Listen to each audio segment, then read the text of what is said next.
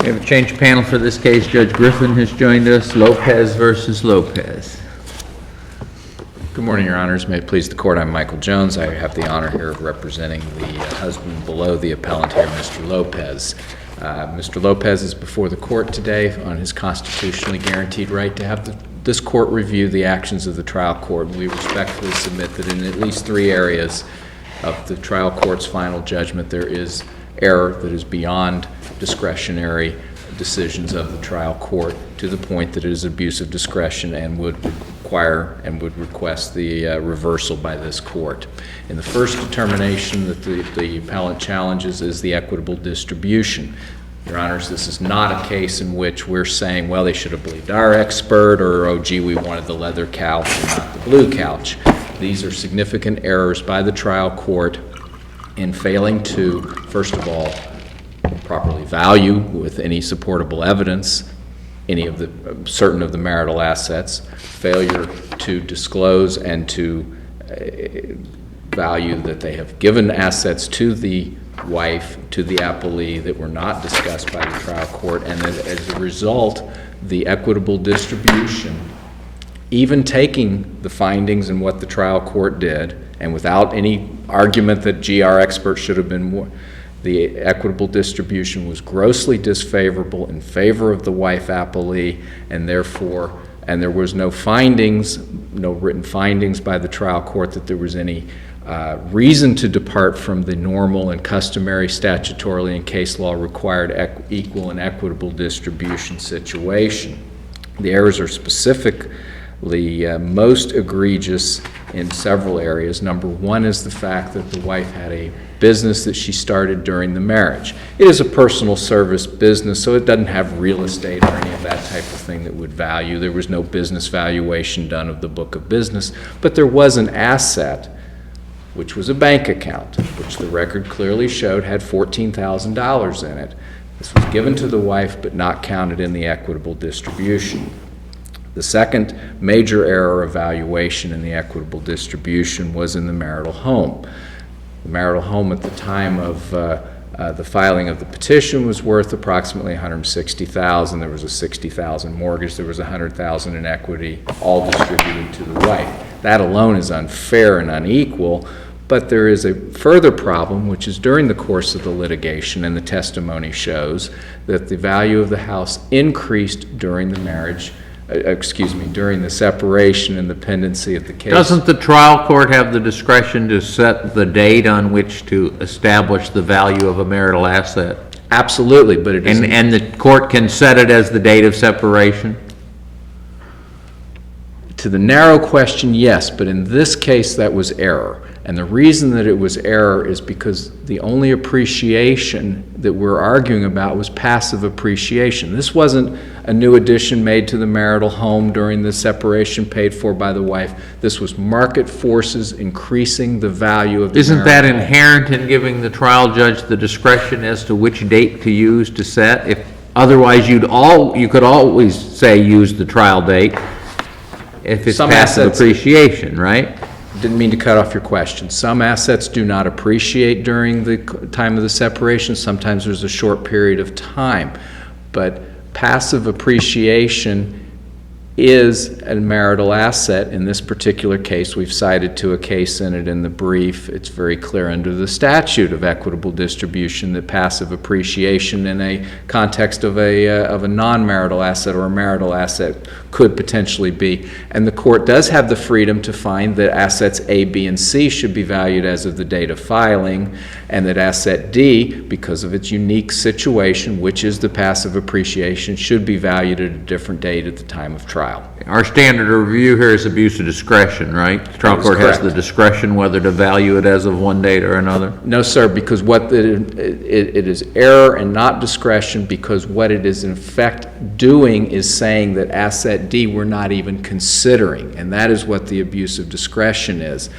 The marital home is an asset, the passive appreciation is an asset, and we respectfully submit that that is not a discretionary view. Just like they could not ignore a $1 million bank account, they cannot ignore $60,000 of passive appreciation. This is ignoring an asset, and that's what the abuse of Do you discretion have any was. case law which says if the judge establishes a date earlier than the trial date as the date to value an asset, that you then have to look at what happens to that asset from that date through the trial?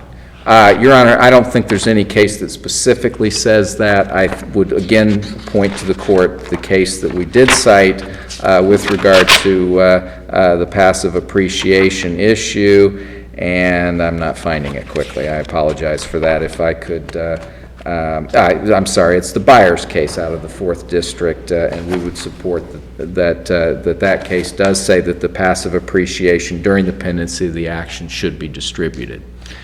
I wish there was a clearer case that said, yes, exactly what I want it to say, but that's the case that we've cited in reliance upon for that point. That is an asset that the court did not distribute. Even if we don't count that asset, which is the passive appreciation in the marital home, there is an unequal distribution, even taking that asset out of the equation, and that would be error because there was no findings to support that particular unequal and unfair distribution.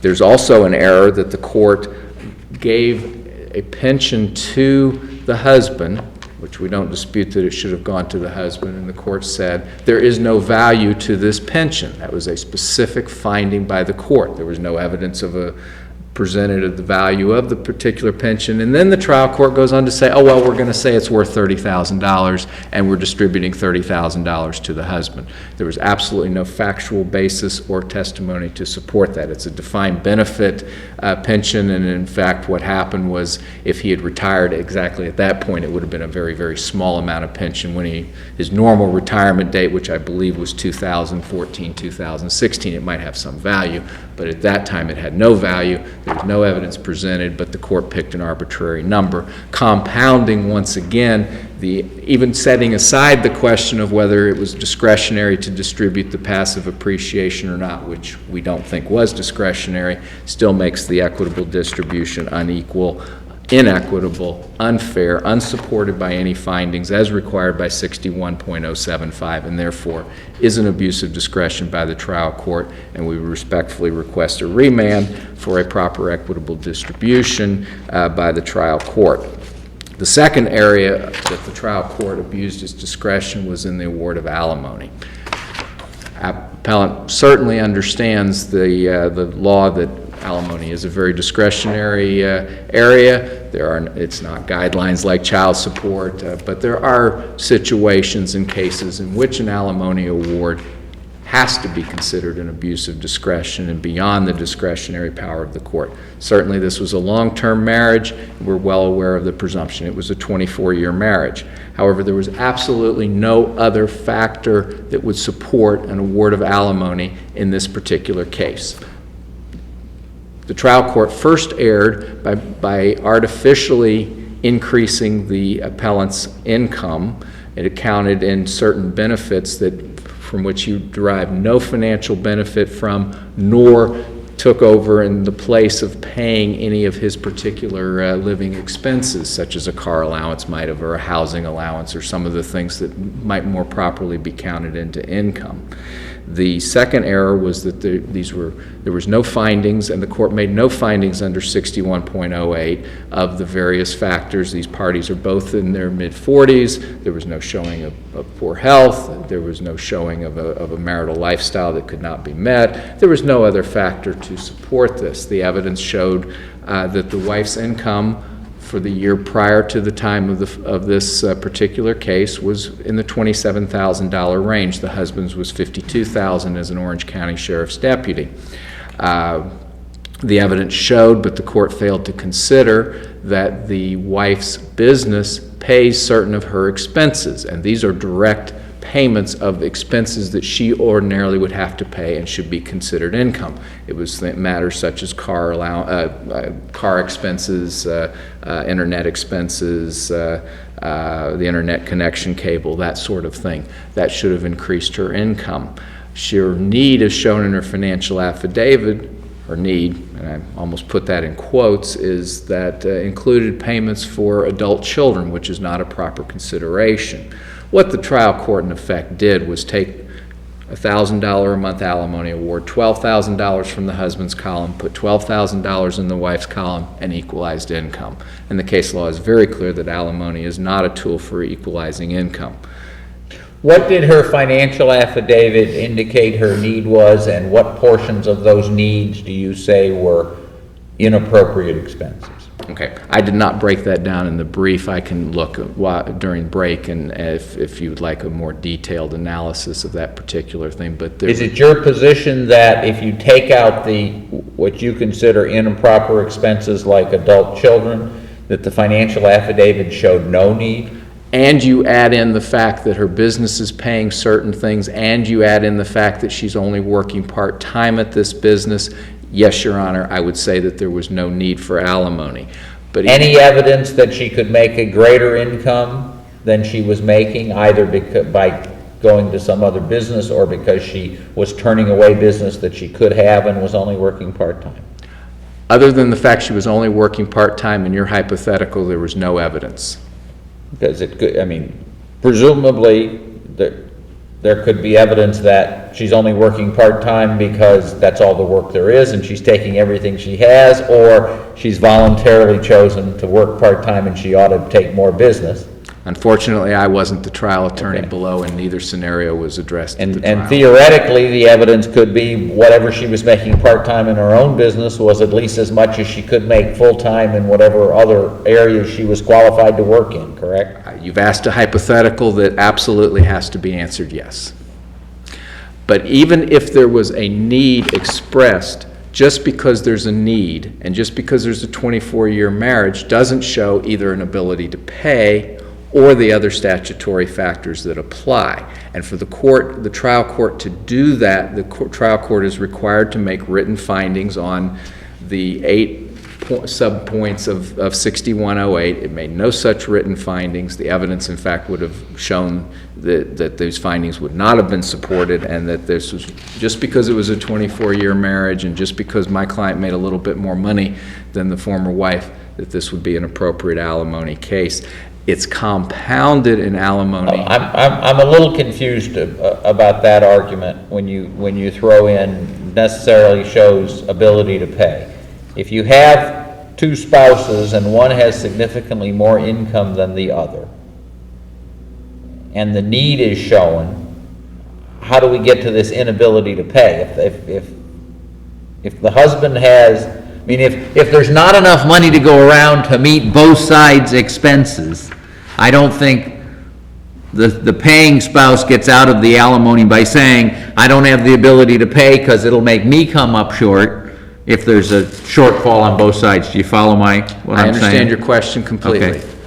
Your Honor, I would respectfully submit that that is a consideration that the court has to make. This is not a situation of a significant difference in income. This is not somebody making multiple higher levels of income. These are two people. One's making in the low 50s, one's making in the high 20s. That's not a significant difference. The marital lifestyle was based on basically both of those incomes. When you add the situation that there are no factors to support this award of alimony other than the 24-year marriage, when you add in the factors I've already discussed, that there's been a grossly unequal distribution of the assets. There may or may not be a discretion to award her the house, but that gives her another asset that was given to the court, and therefore her need decreases by the fact of an unequal distribution. So we just believe that this is a case that is not an appropriate case for permanent periodic alimony. The third area that we dispute the trial court's determination is in the award of attorney's fees. The trial court failed to mention the fact that the parties at the time of the separation had some $64,000 in a bank account, and they divided it equally. And that's fine. That's an equal, equitable distribution. But what that did was that gave both of them a pot of money in the low 30,000s to buy to pay for an attorney. They both had equal resources. The wife, in fact, was given additional liquid resources, which was the $14,000 in the bank account of her business that was not considered by the court in the equitable distribution. The wife the assets such as they were that were given to the husband are illiquid and not readily available. It's a defined pension benefit and a very small IRA of some $14,000 or something like that. Was a portion of the fees tied not to relative income, but because of action by the husband that increased the cost of the litigation?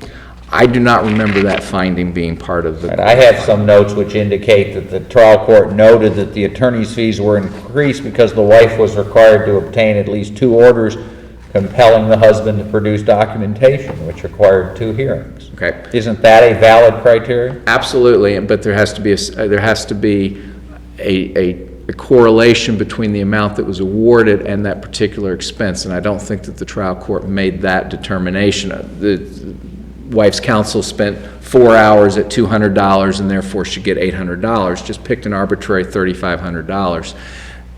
And that the situation was that even if part of it would have been allowable under that type of thing, and perhaps it would be a remand to determine exactly what the court was doing, the overwhelming liquid assets, I haven't even discussed the fact that there was a college fund that was supposed to be divided in half, but in fact went all to the wife. All of the liquid assets, all of the ability. I thought it went all to the kids. I thought the judge said, or the parties agreed that that money would go half for the use by each of the kids for their education. Is that Well, right? if that in fact had happened, that would have been fine, but it's not in fact what happened. There was some motion practice after the trial with regard to that issue.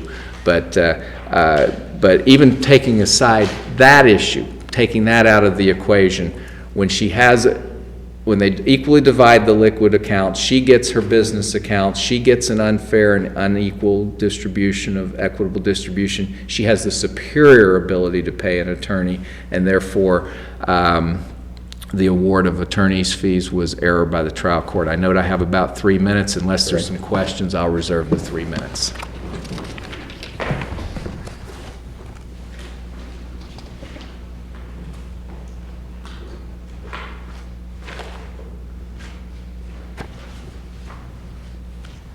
Your Honor, my name is ODALYS Marie Lopez, and as you all know, I'm here by myself, representing myself.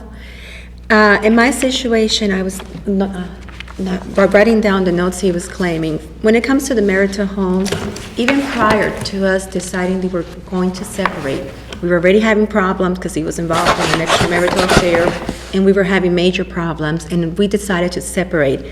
He went to the Orlando Federal Credit Union and brought me a piece of a document in order to remove my name from the savings account. So he can retain about $36,000 that was in the savings account, between $34,000 and $36,000. I signed that document, and in exchange, he said to me, here's the quitclaim deed, sign and notarize, giving you the family home. This was done in May of 2005. So, I'm sorry, in 2004. So therefore, I've assumed that if this is a legal document, that he gave me the house, and he took all the money that was there, it was a done deal. Regarding the... Wasn't there some kind of an agreement to the effect that transferring the house wouldn't keep you from talking about it in the divorce? That it could No. still go into the calculations? I was not aware of the any of that, sir. There was nothing mentioned at that moment. The other problem we had was the fact that when it came to any assets, Mr. Lopez, I gave him full range. Whatever you want to take in the home, you take. He took the bar set, he took the Henkel knife sets, he took what he wanted. I never told him, don't take this, any of the assets. Our home has been there for about 20 years. So all our furniture and everything is the same that we've owned for 20 years. There was someone gave an estimate of $20,000, but when the judge realized that everything inside the home was over 20 years old, it was determined it really didn't have what you call a major value in regarding to the assets. And in regarding to the alimony, I know I'm going fast on all of these because I've so much that I know I can give. The alimony was actually, it came about because my attorney hired or subpoenaed Kayleen Thomas. Kayleen Thomas is the Orange County Sheriff's Office payroll director.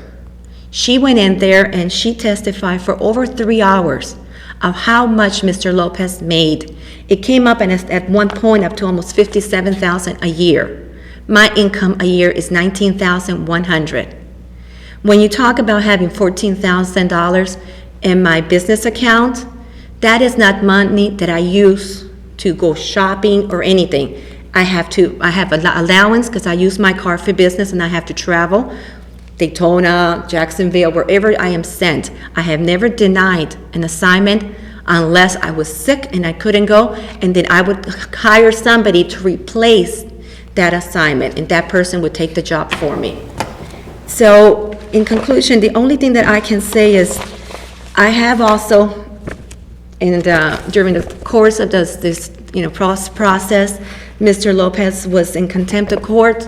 There were about 6 months that he refused to pay alimony. I had to take him to court. If I had hired an attorney, it would have been extra money, but I did it myself, and I was awarded that he needed to start paying the alimony. Was that after the trial? Yes. Okay, that's beyond I'm what we're sorry. here to talk about Okay, today. I'm sorry. Well, basically, what I'm saying here is that the alimony was awarded during the trial based on the testimony of Ms. Kayleen Thomas, the Orange County Payroll Director. And that is how the judge took into account the 24 years marriage, of course he did. But he also took into account the disparity between the incomes. My income being $19,100 and his income being in the 50s. Now, when you talk about what I can do to increase my income, the way I work is I am a freelance translator, and I own my own company for the sole purposes, when you have a corporation, you pay less taxes. That is the only reason I have the corporation, and I was advised by an accountant to do that. My job is that I receive phone calls. If I don't receive a phone call on Monday and Tuesday, well, I can't work because I have nowhere to go. But the business is kind of steady, and I do receive phone calls on a daily basis. Sometimes it could be a day or two that I don't, but I always get work assignments done. It is based on the time that you work. The assignment lasts 2 hours, I get paid accordingly to the 2-hour fee. And that is the business that I've been doing. I've done this for since 82. I started my corporation in 85, or 84 going into 85. So I haven't had that corporation for a long time. And like I said, the funds in the corporation cannot be commingled with personal funds. What I do is, since I use my own car, I take an allowance for the gas and mileage in my vehicle, which I am allowed to. I also pay for the internet because I receive my assignments online, and I also bill back online. Basically, that's the expensive. When you have $14,000 there, by the time you file your taxes that I have to pay freelance interpreters, it's down to nothing, maybe $2,500 left at the end. And those $2,500 will remain there because that is the money I use to, generate my business. And the family home, like I said, he did quick, it was done before, as you well know. I really can't explain any much more. I'm not an attorney. I'm not very versed. I do have a case there, excuse me.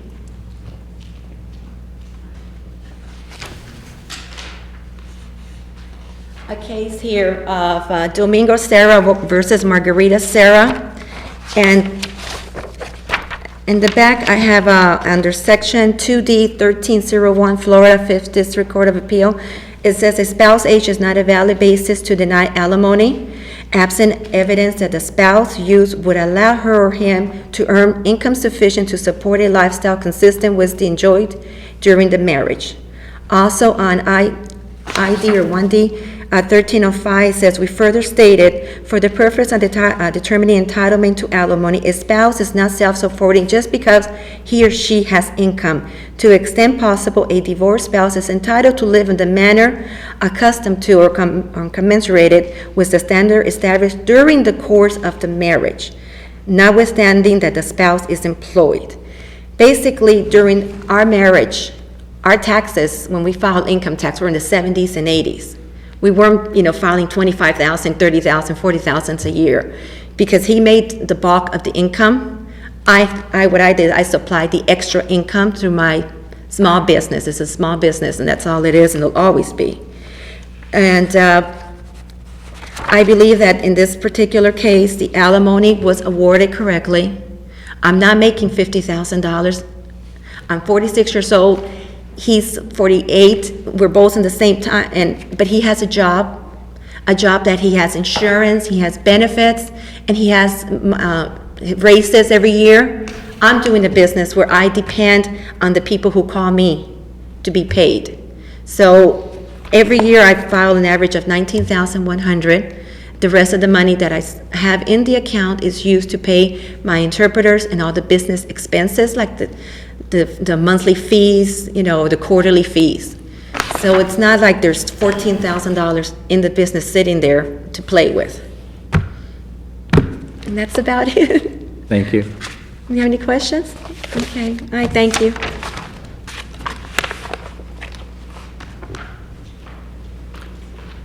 Other than to point out there was a number of extra record matters raised in Appley's argument, unless the panel has any questions, I'll rely on my previous argument and brief.